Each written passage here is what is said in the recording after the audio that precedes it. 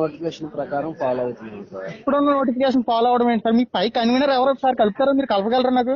Sir మీ head ఎవరో కొంచెం చెప్పగలరా? మీకు కాల్ సెంటర్ కి హెడ్ ఎవరు ఉంటారు main? Ram Ramesh production channel నుంచి మాట్లాడుతున్నాను సార్. చెప్పండి, మీ ప్రాబ్లం ఏంటి చెప్పండి. ఇప్పుడు ఏం లేదు సార్, ఇప్పుడు సిబిఎస్ఈ గానీ వేరే ఇతర బోర్డుల్లో గానీ 10వ తరగతి చదివిన వాళ్ళు ఫస్ట్ లాంగ్వేజ్ తెలుగు చదవరు. వాళ్ళు వేరే చదువుతారు, సెకండ్ లాంగ్వేజ్ తెలుగు చదువుతారు. అవునండి. సిబిఎస్ఈ గానీ మనకి నేషనల్ బోర్డ్స్ ఉంటాయి కదా 10వ తరగతికి సంబంధించి. సార్. మరి ఇప్పుడు 2024లో డిఎస్సి టెట్ కి అవకాశం ఇచ్చి, డిఎస్సికి అవకాశం ఇచ్చి, వాళ్ళకి డిఎడ్ బిఎడ్ కోర్సులకు అవకాశం ఇచ్చి, టెట్లకు అవకాశం ఇచ్చి, ఇప్పుడు ఆన్లైన్ అప్లికేషన్ లో మీరు ఎందుకు దాన్ని ముందుకు వెళ్లకుండా పెట్టారు టెక్నికల్ గా? అది కమిషనర్ గారిని నిబంధనలు రూపొందించిన వాళ్ళని అడగాలి సార్. కమిషనర్ కి మరి కొన్ని వందల మంది ఫోన్ చేస్తున్నప్పుడు కమిషనర్ గారి దృష్టికి ఇప్పుడు దాకా ఈ విషయం వెళ్ళలేదా? మీరు తీసుకువెళ్ళలేదా? మేము తీసుకుని వెళ్ళాము, అభ్యర్థులు కూడా తీసుకొని వెళ్ళారు. వాళ్ళు ఏమంటున్నారు చెప్పండి ఒకసారి, వాళ్ళు ఏమంటున్నారు అసలు? Sir, as per present notification ప్రకారం 10th క్లాస్ లో 1వ లాంగ్వేజ్ తెలుగు చదివితే గానీ, లేదా ఇంటర్మీడియట్ సెకండ్ లాంగ్వేజ్ తెలుగు చదివితే గానీ. సార్ మరి అప్పుడు వాళ్ళు బిఎడ్ కోర్సులు ఎందుకు చేశారు? బిఎడ్ కోర్సులు ఎందుకు చేశారు? టెట్లకు ఎందుకు అవకాశం ఇచ్చారు?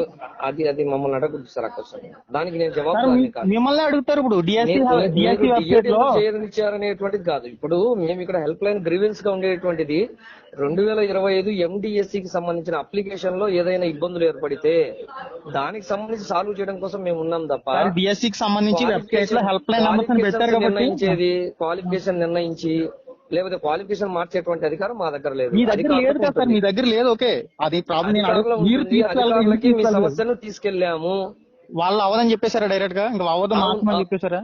అవునండి. ఐ థింక్ సిబిఎస్ఈ వాళ్ళు ఇంకా ఒకవేళ వాళ్ళ అప్లికేషన్ చేసుకున్నా గానీ జాబ్ వచ్చిన ఎవరు వాళ్ళకి?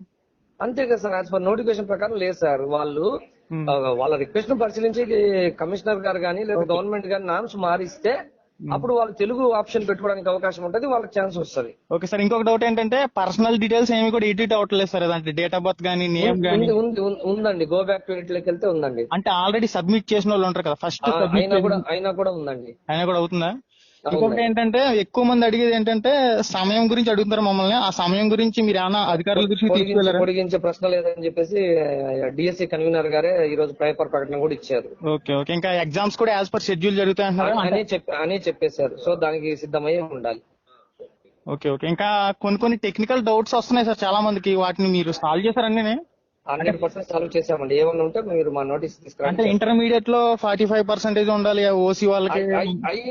టెక్నికల్ కాదు సార్, అది యాజ్ పర్ నామ్స్, అవి రూల్స్ సార్. ఇది వరకు అప్లై అయ్యేటప్పుడు మరి 2024లో అవకాశం ఇచ్చి సడన్ గా నేనేమంటాను 2024లో చేసాము ఇప్పుడు చేయడానికి లేదు అంటే, అప్పట్లో సాఫ్ట్వేర్ లో తప్పిదాల వల్ల ఏ డేట్ ఆఫ్ బర్త్ ఇచ్చినా కూడా అప్లికేషన్ తీసుకుంది. అంత మాత్రం చేత అప్పుడు తీసుకుంది కాబట్టి ఇప్పుడు తీసుకోవాలని అడగడం అనేది కరెక్ట్ కాదు. మీకు రూల్ ప్రకారము, నిబంధనల ప్రకారము క్వాలిఫికేషన్స్ కనుక ఉండి మీరు ఎలిజిబుల్ కాకపోతే మా నోటీస్ తీసుకురండి, మేము దాన్ని సాల్వ్ చేస్తాం. సార్ ఇప్పుడు మెయిన్ ఈ కంప్లైంట్ చేస్తున్నారు మీకు ఏంటంటే 40% ఉంది మాకు SC ST BC క్యాండిడేట్ లో, ఇంటర్మీడియట్ లో 45 ఉంది ఓసీ క్యాండిడేట్ లో. మాకు బిఎడ్ కోర్స్ ఎందుకు అవకాశం ఇచ్చారు, బిఎడ్ కోర్స్ ఎందుకు అవకాశం, ఇదే అడుగుతారు మమ్మల్ని అందరూ.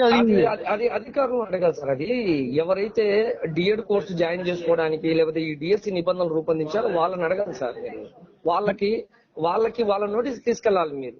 సార్ కన్వీనర్ అలాంటప్పుడు మీరు కన్వీనర్ నెంబర్ డైరెక్ట్ గా మీకు ఇచ్చారనుకోండి, మేము డైరెక్ట్ గా మాట్లాడతాం. సార్ కన్వీనర్ నెంబర్ మీరు డైరెక్ట్ గా ఇస్తే స్టేట్ వ్యాప్తంగా ఉన్నటువంటి లక్షల మంది కన్వీనర్ చేస్తే కన్వీనర్ గారు జవాబు చెప్పగలరా సార్? మరి ప్రాబ్లం సాల్వ్ అవ్వలేనప్పుడు అది వ్యక్తిగతంగా ఆయన కలవడానికి అవకాశం ఉంది కదా. ఏంటి సార్ ఇప్పుడు అప్లై డేట్ కంప్లీట్ అయిపోతుంటే ఇప్పుడు ఈ రోజు మీరు కాల్ చేసి మీరు ఈ రోజు ఆ క్వశ్చన్ అడిగితే నేనేం చెప్పలేను. ఇలాగే ఉంది కాదు, ఫస్ట్ డే నుంచి ఎంతో మంది ఆ ఇష్యూ మీద కొంతమంది కలిశారు, రిక్వెస్ట్ లెటర్లు ఇచ్చారు, పేపర్ లో క్వశ్చన్స్ కూడా అరేంజ్ అయినాయి. రోజు పేపర్ వాళ్ళు మీడియా వాళ్ళు కూడా వేశారు, అవి వాళ్ళ దృష్టికి వెళ్ళాయి. అర్థమవుతుందా? అది సో 45% తగ్గించడం అనేది విధానపరమైనటువంటి నిర్ణయం, అది గవర్నమెంట్ మార్చాలి. అదే సార్ మీరు కూడా చెప్పాలి కదా మాకు ఇన్ని కాల్స్. మేము ఫోన్స్ ఉండేది ఎందుకు, ఎంతమంది ఇష్యూ మీద అడుగుతున్నారు అనేది కూడా చెప్పాం మేము. అదే చెప్పాలి కదా. ఇలాగ తర్వాత వచ్చిన జవాబు దాన్ని మార్చడం కుదరదు అని చెప్పారు వాళ్ళు. సో ఆ జవాబే మీకు చెప్పగలుగుతున్నారు.